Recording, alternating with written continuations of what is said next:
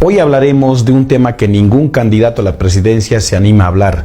Todos evitan siquiera mencionar el tema. Les hablaré de economía de verdad, cortito como la manga de un chaleco y muy clarito como el agua de un pozo. En el gobierno del MAS vemos a clarividentes, pronosticadores, futuristas, brujos decir que la economía de Bolivia está blindada y que seguirá de esta manera cuando se ha derrochado ingentes cantidades de dinero. Para tocar el tema antes debemos entrar en contexto y dar los siguientes datos. Evo Morales entra al gobierno el año 2006 con 2 milagros económicos. Ojo, presten mucha atención por favor en estos dos puntos. 1.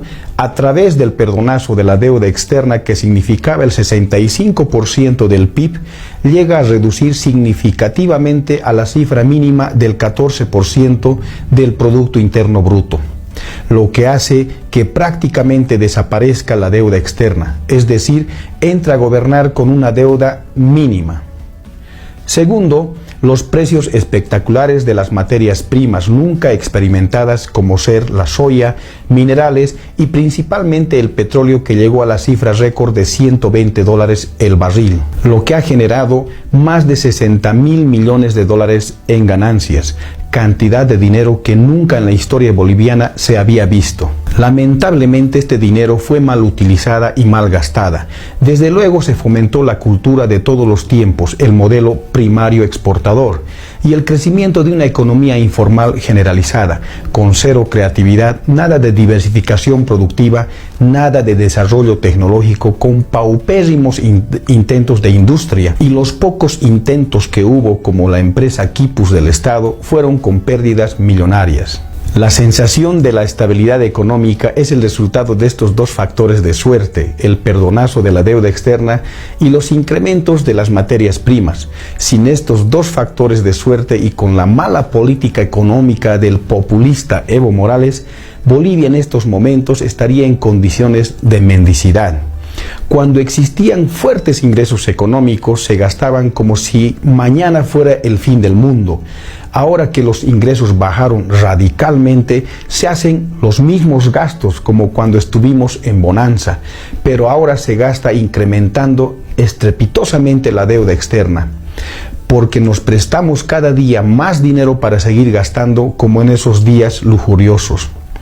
La deuda externa significaba para entonces el 14% del PIB, ahora supera el 30%. Si a esto sumamos la deuda interna, hablamos fácilmente del 52% del Producto Interno Bruto. En otras palabras, más de la mitad de nuestros ingresos se va solamente para pagar deudas, y para hacer creer que seguimos en una economía blindada, nos seguimos prestando cada día más dinero. Los despilfarros, derroches y las dádivas ha generado un déficit público estos últimos 8 años. Se han perdido reservas internacionales en construcciones que no generan retornos o ganancias, más al contrario generan más gastos al Estado. Se ha gastado más de lo que ganamos en edificios absurdos, como la de UNASUR, que costó más de 65 millones de dólares y que hoy está abandonado y cayéndose a pedazos. Palacios de gobierno tipo sultán con jacuzzis para 6 personas, helipuertos y todos los lujos que se pueden ver solamente en el imperio yanqui, con un valor de más de 35 millones de dólares. Un museo personal que costó más de 7 millones de dólares y que se espera que hayan retorno o ganancias después de que pasen 500 años. Aeropuertos millonarios en el Chapare que aterrizan y despegan un solo avión al día. ¿Qué retorno o ganancia se puede esperar de las canchitas de fútbol si más bien en este momento están todos enmallados y cerrados con un candado? El gobierno justifica el crecimiento económico con el incremento de empresas entre comillas, porque más del 90% de estas empresas son unipersonales, que no son industrias como nos quieren hacer creer y como nos prometieron. Por lo tanto, no se han generado empleos dignos y de verdad. El gobierno trata de confundir la realidad macroeconómica con el pequeño sector productivo y que, por cierto, es privado. Además que es el sector más afectado por las malas medidas económicas.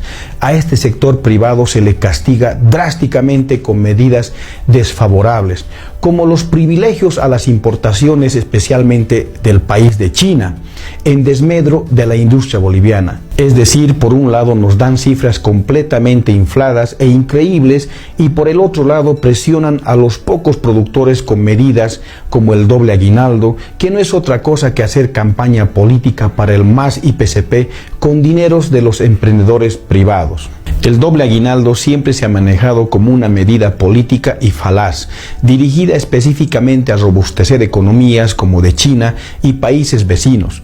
Decimos de China porque más del 70% del gasto mayor se hace al consumo de productos que no producimos, como los electrónicos, por ejemplo, y hacemos ganar muchísimo dinero a nuestros vecinos como Chile y Perú porque más del 82% de los alimentos de consumo básico son introducidos por contrabando de los países vecinos. Entonces, la medida del doble aguinaldo está dirigida a reactivar las economías de otros países menos de Bolivia. Las medidas económicas del masismo benefician solo al 20% de la población, que en su mayoría son funcionarios públicos, y el otro 80% está sometido al neoliberalismo, palabra que no les gusta pronunciar, pero que bien las aplican.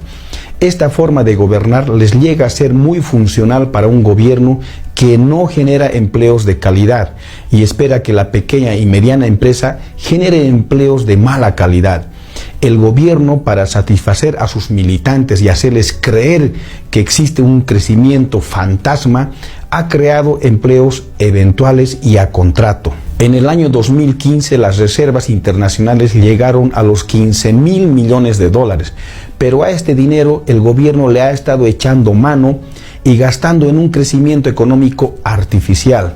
En la actualidad, en reservas solo tenemos 8.000 millones de dólares, teniendo una pérdida de unos 200 millones de dólares por mes.